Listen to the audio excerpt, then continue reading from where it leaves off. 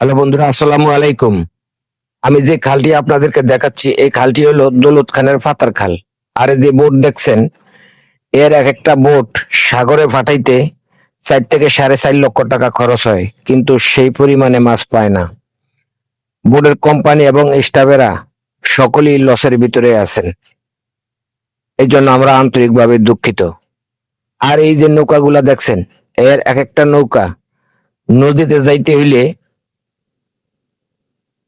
4 থেকে 5 হাজার টাকা খরচ হয়, কিন্তু সেই পরিমাণে তারা মাছ পায় না। এই জন্য আমরা সকলে আল্লাহ তাআলার কাছে দোয়া করব, আল্লাহ তাআলা যেন সাগরে এবং আমাদের এই সমস্ত নদীতে প্রচুর পরিমাণে মাছ দেন। আর এই যে ছোট ছোট নৌকাগুলা দেখছেন, এই নৌকাগুলা একজনও বায় এবং দুইজনও বায়।